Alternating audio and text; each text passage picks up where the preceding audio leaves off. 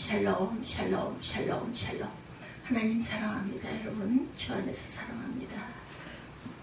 출애굽기 12장 37절에서 42절 하나님께서 기억하심을 기억합니다. 이런 제목입니다. 12장 37절에서 42절 말씀 보도록 하죠. 37절입니다. 이스라엘 자손이 람셋을 떠나 숫곳에 이르니 유아 외에 보행하는 장정이 60만 가량이요 수많은 잡족과 양과 소와 힘이 많은 가축이 그들과 함께하였으며 그들이 애굽으로부터 가지고 나온 발효되지 못한 반죽으로 무교병을 부었으니 이는 그들이 애굽에서 쫓겨남으로 지체할 수 없었음이며 아무 양식도 준비하지 못하였음이더라. 이스라엘 자손이 애굽에 거주한 지 430년이라 430년이 끝나는 그날에 야훼 군대가 다 애굽 땅에서 나왔은즉 이 밤은 그들을 애굽 땅에서 인도하여 내심으로 말미암아 야훼 앞에 지킬 것이니 이는 야훼의 밤이라 이스라엘 자손이 다 대대로 지킬 것이니라. 야훼께서 모세와 아론에게 이르시되 유월절 규례는 이러하니라. 이방 사람은 먹지 못할 것이나 각 사람이 돈으로 산 종은 할례를 받은 후에 먹을 것이며 거류인과 타고 품꾼은 먹지 못하리라. 한 집에서 먹되 그 고기를 조금도 집 밖으로 내지 말고 뼈도 꺾지 말지라. 이스라엘 회중이 다 이것을 지킬지니라. 37절에서 42절까지죠. 제가 좀 지나쳐서 읽었습니다. 37절에서 42절까지 이 밤은 그들을 애굽 땅에서 인도해 내심으로 말미암아 야훼 앞에 지킬 것이니는 야훼의 밤이라 이스라엘 자손이 대대로 지킬 것이니라. 그리고 이제 43절부터는 유월절 규례에 대해서 말씀하고 있습니다. 하나님은 우리와 함께 하시죠. 자신의 영에 함께 하시는 성령님으로 평안 누리시기를 축복합니다. 이 땅에 평화를 또한 소망합니다. 언제부터인지 6월을 가리켜서 다른 이름은 호국보훈의 달이다. 아직 6월이 오려면 저희에게는 시간이 한 달 조금 더 남았습니다. 6월절은 항상 6월달은 호국보훈의 달이다 이렇게 늘 말합니다. 6월을 이렇게 부르는 이유 가운데 하나는 현충일이 있기 때문이 아닐까 생각합니다. 나라를 위해 목숨을 바친 순국 호국 영령들이다 이렇게 얘기하죠. 순국 선열들을 기억하고 감사하고 다시는 이 땅에 그런 피 흘림이 없기를 바라는 마음을 가지기 때문이다. 그래서 우리가 반드시 기억해야 하는 것 1950년 4월 19일 6.25 그 참전용사를 비롯해 나라를 위해 희생하신 모든 분을 추모하기 위해서 현충일을 대통령령 제 1145호로 제정했다고 하네요. 잊어버리기 쉽습니다. 현충일은 대통령령 제 1145호로 제정했다.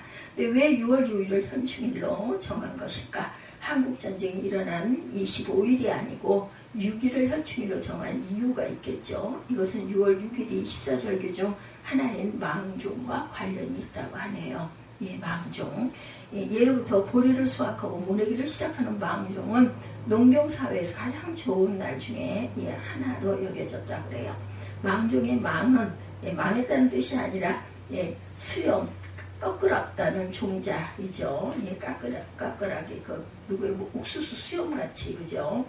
종자 즉 벼나 보리처럼 수염이 있는 곡식의 씨앗을 가리킵니다.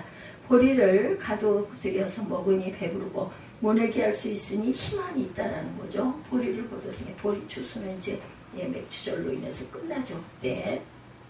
그리고 이제 벼를 심게 되는 거죠. 이렇게 좋은 때인 망종에 나라를 지킨 이들에 대한 예를 갖추는 일을 하였다는 것.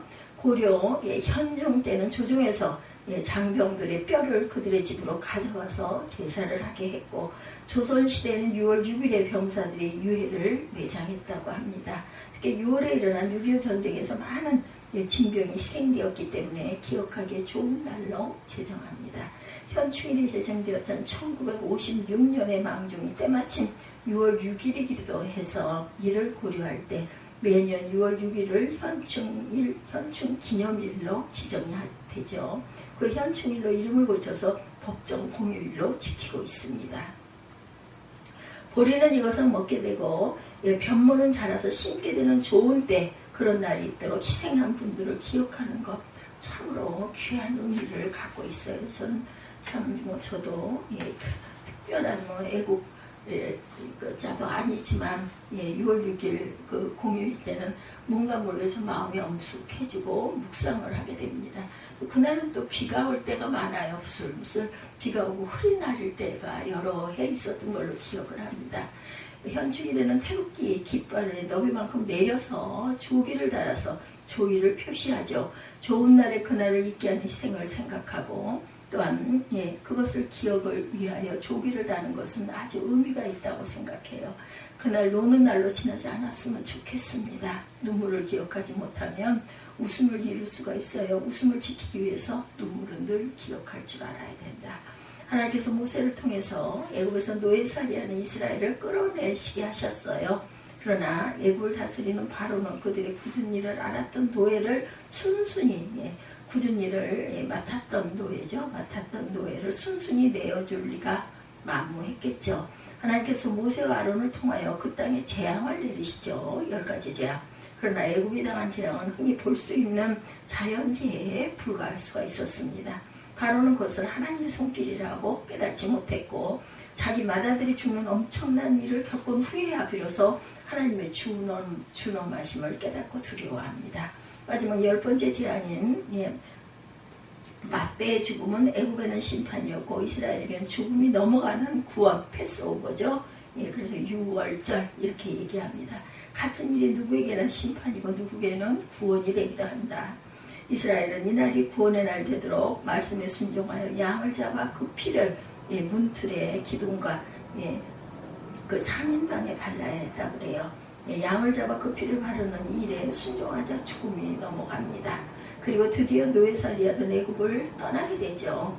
출애굽하는 이스라엘은 어떠했나? 37절 8절에 보면 이스라엘의 자손이 람셋을 떠나 숫곳에 이르니 유아외에 보행하는 장정이 60만 가량이요 수많은 잡족과 양과 소와 심유하는 가축이 그들과 함께 하였으며 이렇게 증거합니다. 형들에 의하여 팔려온 요셉이었는데 하나님께서 그들의 가족을 살리려고 그를 앞서 보내신 것이었다. 요셉은 노예와 죄수를 거쳐 애굽의 총리가 되죠. 요셉 이야기입니다. 총리 요셉의 도움으로 이스라엘은 애굽으로 집단 이주하여서 기근에서 살아날 수가 있었어요. 이때 애굽으로 이주한 이스라엘 가족의 숫자는 70명이었죠. 70명. 그들은 목축하기 좋은 고센 지역에 거주합니다. 그러나 그들의 행복은 30년에 불과했어요. 이스라엘의 번성을 애굽의 위험으로 받아들인 바로는 그들을 학대하게 됩니다. 학대하여도 이스라엘이 번성하자 곡식을 저장하는 그 성읍인 비동과 람셋을 건설하게 강제로 노역을 시켜요. 그래도 그들은 끊임없이 번성합니다. 그런 이스라엘 자손이 드디어 람셋을 떠나게 된 거예요. 람셋은 오늘날 이집트 나일강 동쪽 최전방 지류인 그 라이강 곁에 칸타르로 추정이 됩니다. 칸타르 지명 이름입니다. 이스라엘은 람셋을 떠나 숫곳으로 갔어요. 숫곳에서 계속하여 엘림으로 그리고 엘림에서 출발하여 신광야로 나갑니다. 가나안을 향한 여행을 시작한 것이죠. 오늘 말씀은 그들의 숫자에 대해서 같은 관심을 보입니다. 그들은 딸린 아이들 외에 장정만 해도 60만 가량이었다. 여기에서 장정은 신체 건장하여 씩씩하게 걸을 수 있고 전쟁에 나갈 수 있는 청장년 남자를 가리킵니다. 그 외 사람들을 무시하는 것이 아니라 그들이 군대가 되었음을 강조해요. 더욱이 그들의 수요가 60만 가량이다 이렇게 말하고 있죠. 시내산에서 그들을 집합별로 세워보았더니 단시 100천 만시만 60만 3,550명이었다 이렇게 민수기 1장 4절에 말씀하고 있습니다. 장정의 숫자가 그 정도라면 여자들과 노약자들을 포함하면 출애굽한 전체는 약 200만 정도로 추정할 수 있어요. 야곱의 후손 70명이 애굽에 들어온 지 430년 만에 이렇게 번성했다. 그런데 그 밖에 다른 여러 민족이 또한 그들을 따라다녔습니다. 이스라엘의 애굽을 떠날 때 함께 노예 생활하던 다른 민족들도 함께 나왔고 또 양과 소, 또 수많은 그 집짐승 떼가 그들을 따라요. 이것은 하나님께서 아브라함에게 약속하신 대로 땅의 모든 족속이 복을 얻을 것이다. 창세기 12장 3절에 증가하고 있죠. 이렇게 애굽에서 가나안을 향하여 나아가는 이스라엘을 오늘 말씀에서는 아직도 무엇이라고 말씀합니까? 41절 400명이 넘는 끝나는 그날에 430년이 끝나는 그날에 야훼 군대가 다 애굽 땅에서 나왔은즉 여기에서 끝나는 그날이라는 말은 시작하는 그날이 있었다라는 것이죠. 시작하는 그날은 애굽의 총리 요셉의 초청으로 이스라엘 자손 70명이 애굽에 들어간 날이겠죠. 그때 그들은 한 가족에 불과했어요. 근데 이제는 하나님의 군대라고 부를 만한 민족이 되었습니다. 하나님께서 약속하신 것이 이루어지신 거죠. 하나님께서 아브라함에게 말씀하세요. 하늘을 우러러 무뼈를 셀 수 있나 보라. 또 그에게 이르시되 내 자손이 이와 같으니라. 창세기 15장 5절입니다. 그러니 이렇게 말씀하신 하나님을 믿음으로 하나님께 의롭다고 인정을 받아요. 그때 하나님께서 그에게 그의 후손이 어떻게 한 민족이 될 것을 이렇게 말씀합니다.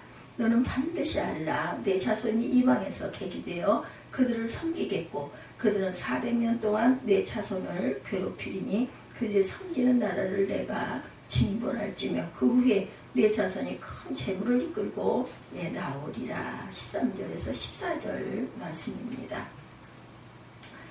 아브라함에게 창세기 15장 13, 4절이죠. 15장 5절에 하늘을 우러러 무뼈를 셀 수 있나 보라. 그날에 이르시되 내 자손이 이와 같으리라. 13, 4절에는 너는 반드시 창세기 15장 13, 4절입니다.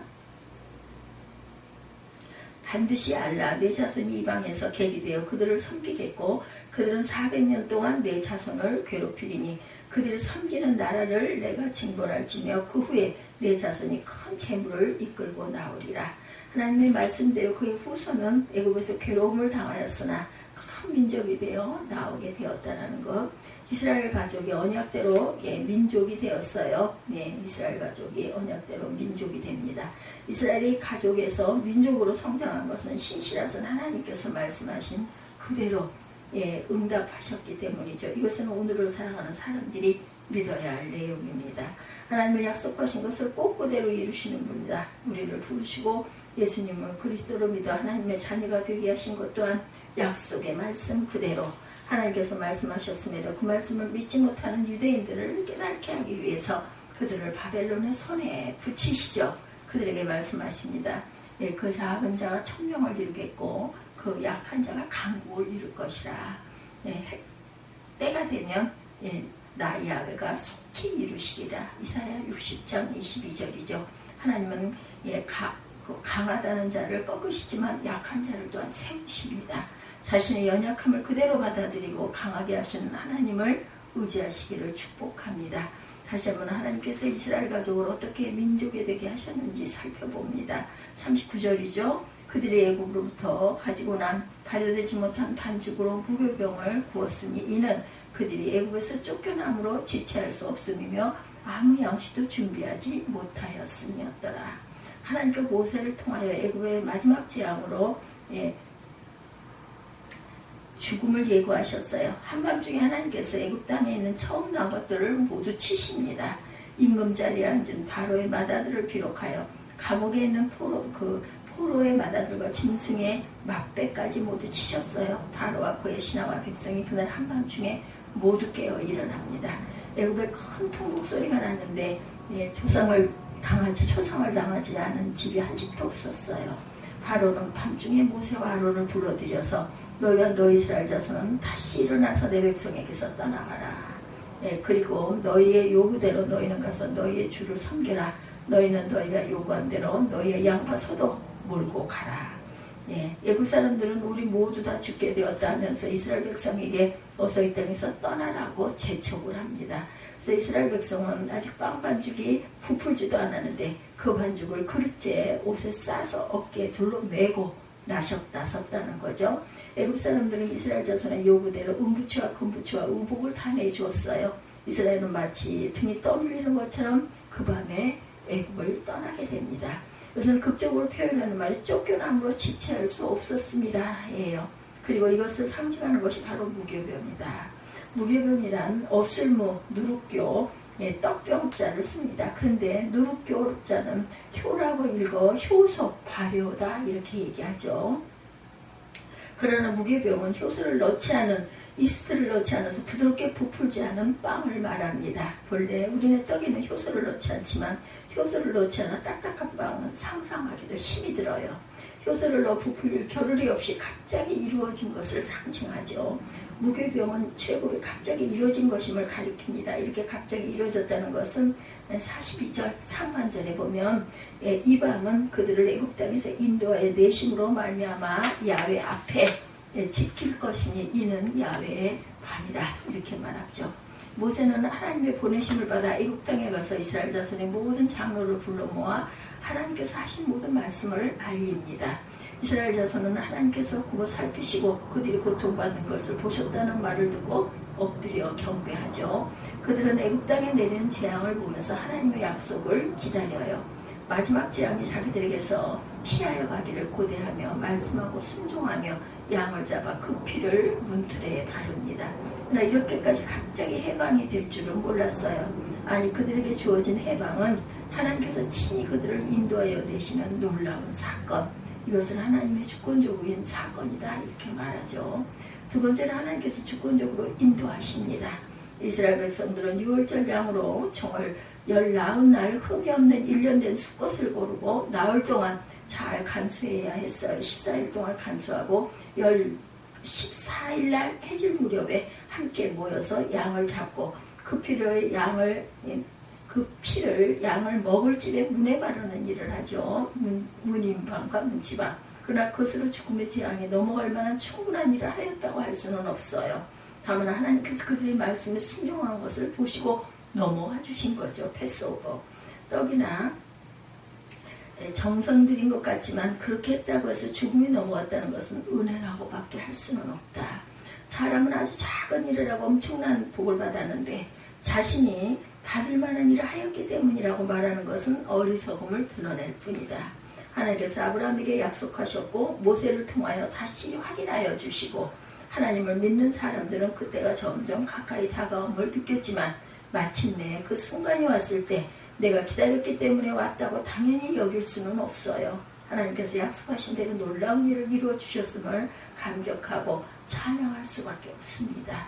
예수님이 약속하신 대로 모여 기도하는 각 사람에게 오순절에 임하신 성령 충만이지만 호련히 임하셨어요. 하나님께서 친히 주권적으로 일하신 것이죠.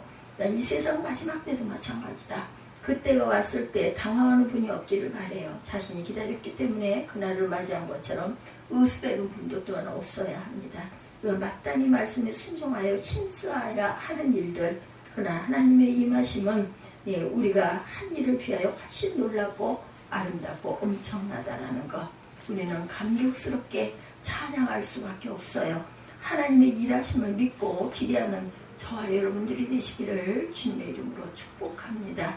우리는 어떻게 하나님께서 놀랍게 일하심에 참여할 수 있는가? 오늘 말씀을 어떻게 하라세요? 42절이죠. 출애굽기 10장 42절. 이 밤은 그들을 애굽 땅에서 인도하여 내심으로 말미암아 야훼 앞에 지킬 것이니 이는 야훼의 밤이라. 이스라엘 자손이 다 대대로 지킬 것입니다. 그날 밤 막배의 죽음이 온 애굽 땅에 임할 때 양의 피를 보고 재앙이 넘어갑니다. 이것을 달리 표현하면 하나님께서 밤을 새우면서 그들을 지켜주셨다라고 할 수가 있겠죠. 그럴 리는 없지만 인간적인 표현으로 행여라도 죽음의 천사들이 실수로 양의 피를 바른 집에 들어가 믿음으로 순종한 사람을 해치지 않도록 하나님께서 그 밤에 지켜주셨다고 할 수가 있어요. 그래서 하나님이 지켜주신 것을 기억하고 그 밤을 야훼 밤으로 항상 지킬 것을 명령하십니다. 하나님이 지켜주신 것을 지키라고 말씀하세요. 여기서 지킨다. 쉼으로는 맡은 밤에 잠을 자지 않고 보초 서는 것을 가리켜요. 소중한 것을 지키기 위하여 둘레에 가시와 울타리도 쳐져 있고 지키는 것처럼 하라고 하셨어요. 말이죠. 마른 밤에 잠을 자지 않고 보초 서는 것, 말을 한다라는 것이죠. 지킨다라는 말. 그래서 유대인들은 6월절을 가장 중요한 절기로 지켰다는 것. 하나님께서 그들을 기억하여 주신 것을 기억합니다. 하나님께서 그 밤에 그날을 지켜주신 것을 잊지 않도록 기억 속에 소중하게 간직하십시다.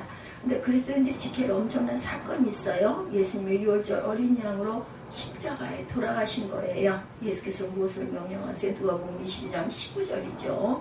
예, 또 떡을 가져 감사기도 하시고 떼어 그들에게 주시며 이르시되 이것은 너희를 위하여 주는 내 몸이라 너희가 이를 행하여 나를 기념하라 하시고 세례요한은 예수님보다 앞서 태어나서 예수님을 소개하기를 보라 세상 죄를 지고 가는 하나님의 어린 양이로다. 요한복음 1장 29절이죠.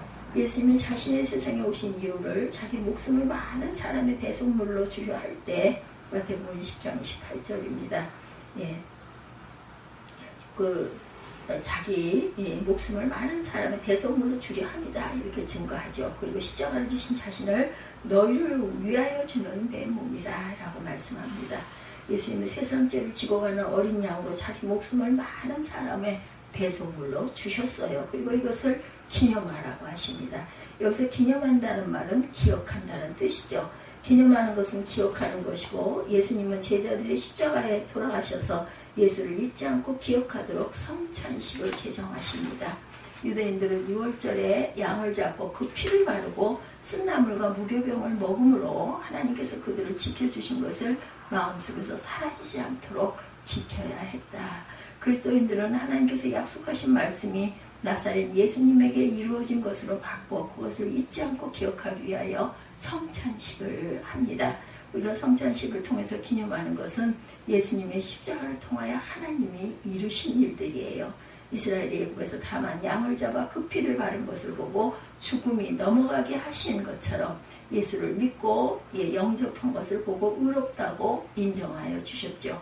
우리 예수님을 통하여 하나님께서 하신 일을 잊지 말아야 할 것이다. 하나님께서 하신 일을 기억하고 또한 지켜야 합니다. 영국 총리 위스턴 처칠은 1946년 추리 연설에서 글래드스톤의 말을 인용하여 망각의 축복된 행위를 주장했어요. Blessed acts of oblivision이라고 말하네요. oblivision.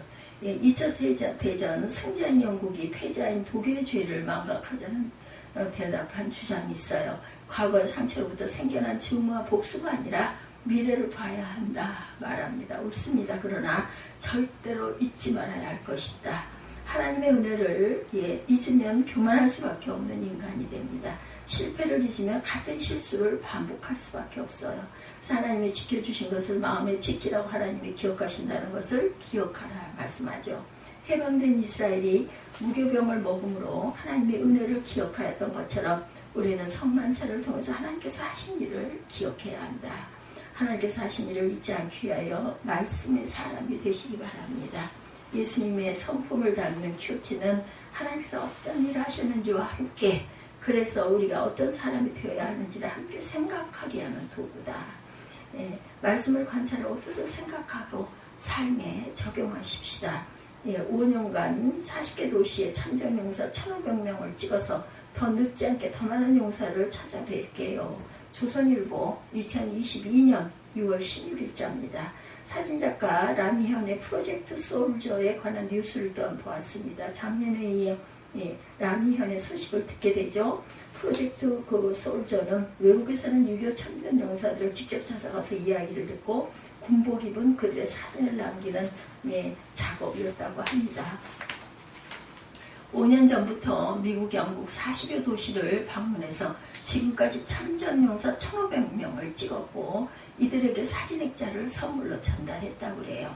이번에 그가 만난 한 참전용사는 우리를 대단한 사람처럼 대접해달라는 것은 아니다 라며 전쟁의 참상을 이렇게 잘 극복한 한국인으로서의 자부심을 가져줬으면 좋겠다라고 말했다고 해요. 과거를 기억하는 것이 오늘의 어떤 의미인지를 가능하게 하는 말로 여겨집니다.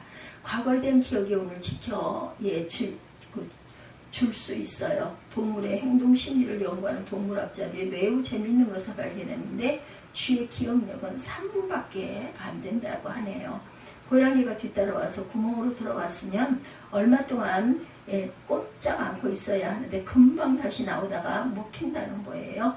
고양이가 있겠다는 생각 없이 금방 다시 나오는 망각이 곧 죽음이라는 거. 사람들은 이상하게도 남에게 섭섭했던 일은 좀처럼 잊지 않는데 남에게 고마웠던 일은 슬그머니 잊어버리곤 한다고 그러죠. 반대로 내가 남에게 뭔가를 베풀었던 일은 오래도록 기억하면서 남에게 상처를 주었던 말은 쉽사리 잊어버리곤 한다.